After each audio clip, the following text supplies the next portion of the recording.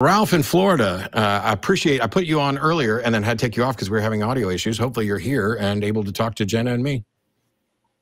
Yeah, I'm here. Thank you for having me.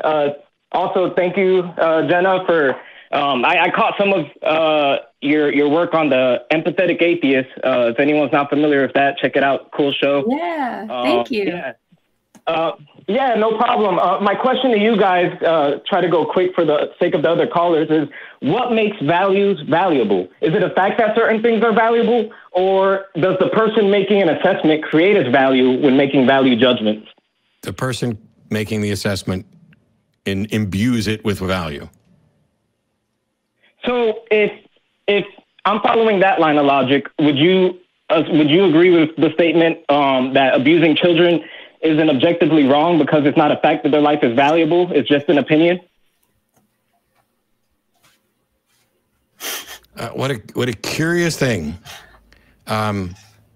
So you don't seem to care what our take is on actually a moral evaluation of abusing children, but you ask if is it not wrong because they don't have some objective value? They do have objective value. They just don't have intrinsic or inherent value. Nobody does. But the people like I have value no matter what anybody else says because I have value to me. And I also have value to other people. There are people who care about me. There are other people who I care about. The thing is, when you're drilling down to figure out, hey, does this foundation lead to the ability to assess moral situations? What you need to do is say, what's the actual goal here?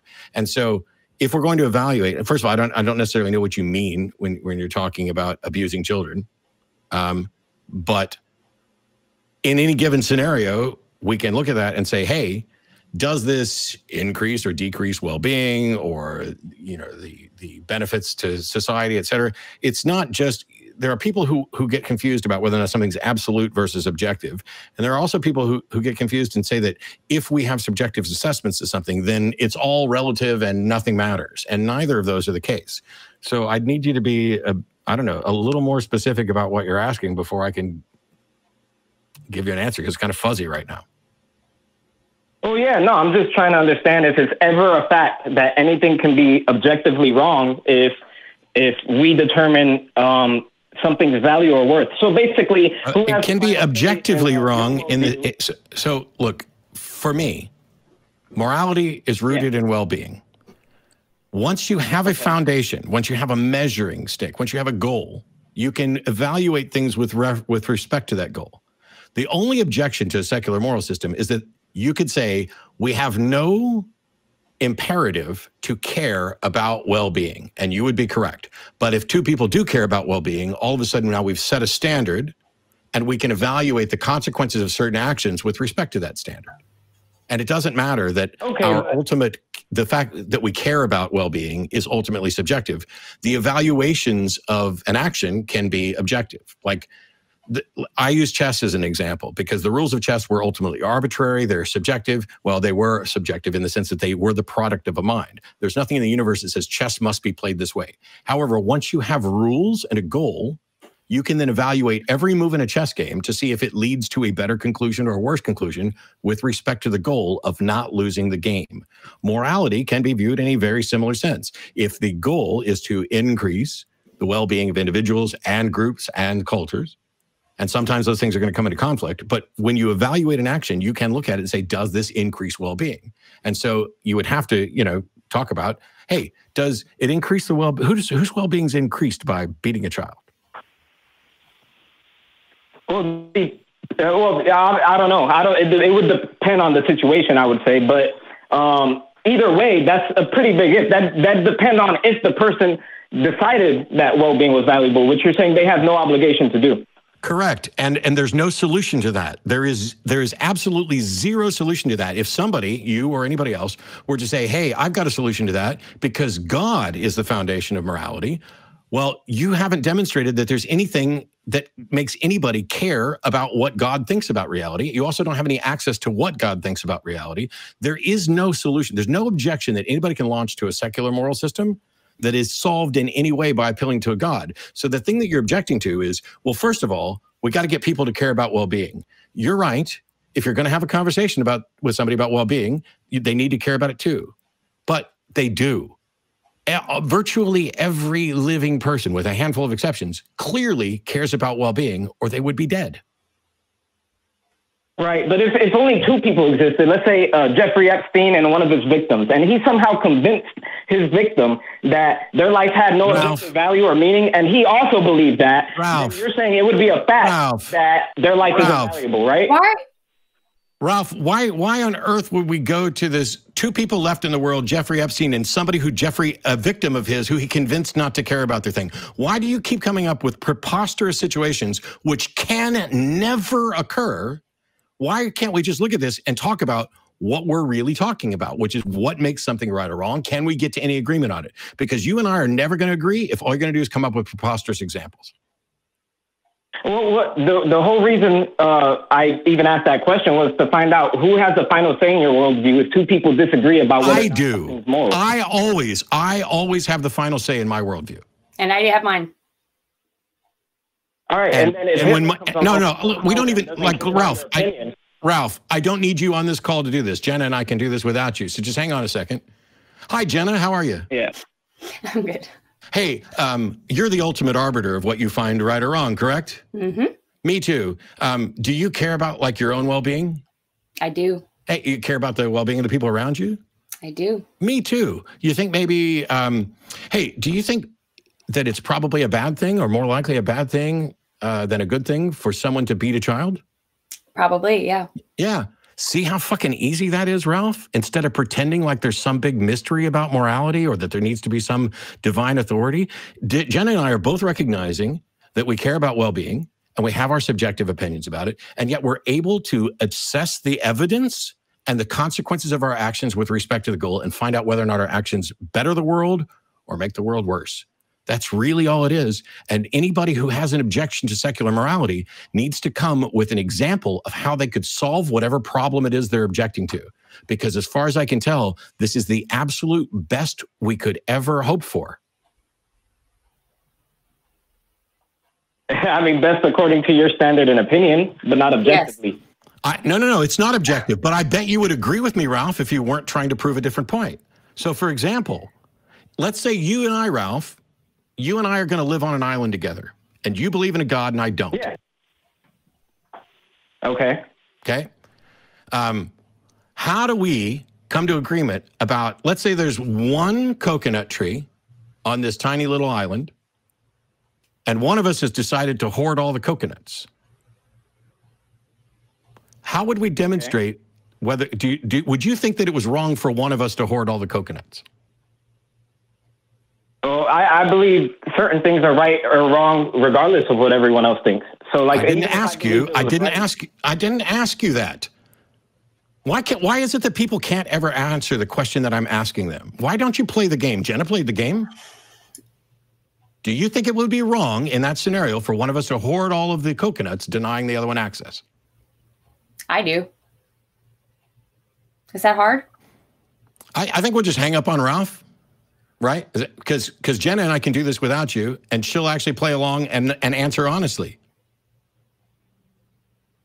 Well, I was trying to preface my answer with the way I was processing it. But stop trying to preference your fucking answer. I didn't ask for a preface. I asked you a question. If you just answer the question, we could make some progress rather than talking about how we're not making any progress because you decided to editorialize.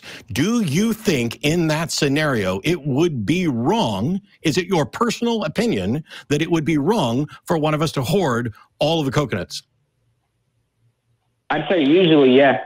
Yeah, me too. Now, what is your reasoning for thinking that it would be wrong? Does God or any God say anything about hoarding coconuts?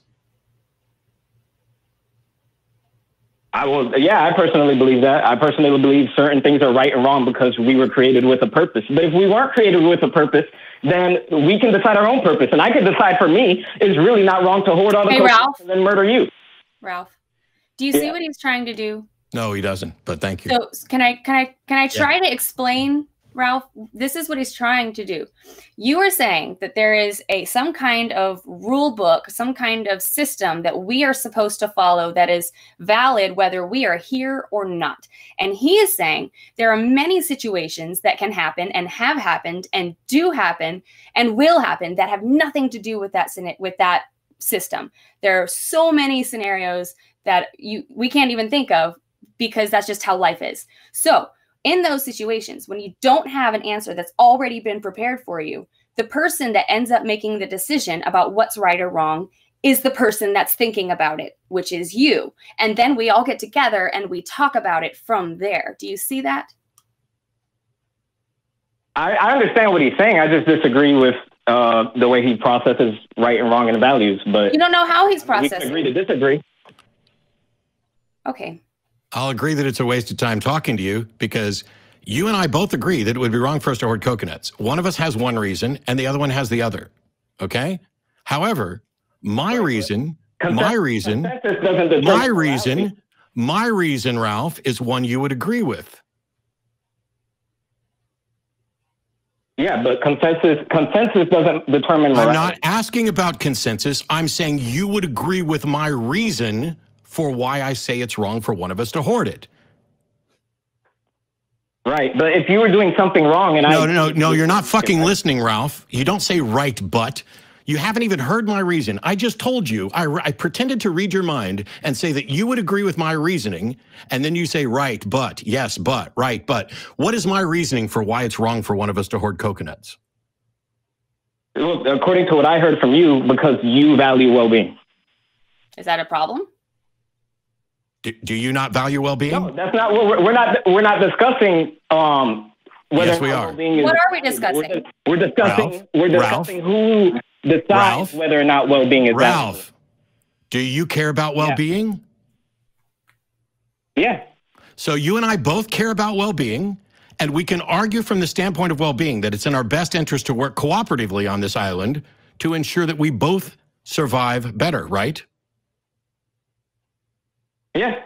Yeah, so you and I are in complete agreement both on what we should do about those coconuts and why. Your God and your view of God is irrelevant. It's never going to get agreement, and yet we can, you and I, a theist and a non-theist, were able to get agreement on an issue about morality from a purely secular standpoint, grounded only in the fact that we both care about well-being. Your God is irrelevant and your God doesn't solve anything. All your God does is create problems because your God allows you to think that when there's a disagreement between you and I about what we should do, that you have some superior authority that you can just cite and run with rather than working cooperatively with another thinking, emotive, empathetic, feeling human being. You have a get out of jail free card in your head that you just tried to use a minute ago to say that it could be your view that you should just kill me and take my stuff. And if your God sanctioned that, then you would think it would be fine. And my view would still be that it's wrong. Now, which of our views leads to a better world for both of us? Well, that's a straw man. And no, it's not. And I asked a question. Yeah. Yeah, it is. You're presupposing my view on God. I believe God. No, I'm not. I'm telling you what you just fucking said to me a minute or two before I started talking. You and I agree on well-being. That's all we need. There's nothing else needed. Do you think that if we sat down and played a board game, we should read through the rules of the board game and we should also read through the Bible about how God wants us to play the board game? No, I get your point about the board game. It'd be the same if we were playing darts. If me and you were throwing darts at a board and you made a bullseye and I missed entirely, the reason we can determine whether or not you're throwing better than me is because we established rules before that. How is life any different? Well, it's either a fact that certain things are right and wrong, or is our opinion. So how is life any different from that? How is life any different from that dart game where we established rules? How is life any different? Well-being is not an opinion. What do you mean? Well, whether or not well-being is valuable is an opinion. Yes, but that opinion is resolved the second you step up to the dartboard. If you agree to play darts, You can no longer get to say, well, it's just your opinion that those are the rules to darts. You agree to the rules that you're playing by. This is the point that Jenna was making, that it's not any different than life. You and I are playing the game of life. It has certain rules. If you and I agree about our well-being, that's all we need. And then we're able to communicate and evaluate data and say, look, if we do this, that will be better for one of us and worse for one of us. If we do this other thing, that will be better for both of us. If we do this other thing, it maintains the status quo. We can do all those things and assess them. And your view of a God never enters into it because your God is irrelevant and doesn't solve anything. It can only make things worse. That's just one more of those harms of religion thing, is that you have this idea that there's like the right and wrong, and you're just arguing with everybody about what's right and wrong. And we're over here trying to compromise with each other, saying, oh, that's what you think. Okay, this is what I think. Let's try to figure out how we can solve these problems rather than just yell at each other that I'm right, I'm right, I'm right. Here's another thing. The ultimate goal of my view of life and Jenna's view of life is the betterment of life for people. What is the ultimate goal of your God? Love, to love him and to share our knowledge of him with others. Basically to love and be loved. What God is that? I'm not aware of any God like that. So which God do you follow? Matthew 22, 36 through 40. No. If you're talking about the Christian God, the ultimate goal of the Christian God. No. Ralph. If you're talking about the Christian God, the ultimate goal of the Christian God is to have those people who will be saved in heaven with him and everyone else somewhere else. That's the ultimate goal, right? Yeah, that's what I said. To have a relationship. No. It's not what you said. It's not what you said. You gave a shitty answer about love. Let me ask you this. Does your God care at all about human life in the physical reality? Cared enough to create us. No, he cared to create you so that you could potentially go to heaven. He doesn't give a shit about what happens here on earth. And the Bible even points this out by saying that this life is like dirty rags and that nothing here matters other than how it winds up evaluating where you spend eternity. This life is a waste. And I, as a humanist and a human being who understands that as far as we can tell, this is the one and only life we're going to get, and there is no afterlife. The entirety of your religion is about prepping a particular group of people to spend eternity in one place or another. It has nothing to do and cares not one whit about the quality or value of the one and only life that we know we have. Whereas my view puts that as the primary thing. And so I'll make a deal with every theist out there. You guys take all of your religious proclamations and your views about morality and shove them up your butt until we're dead. Hang on. Yeah. Until we're dead. Stick them in a corner then. Shove them up your butts as a figure of speech. Stick them in a corner, whatever.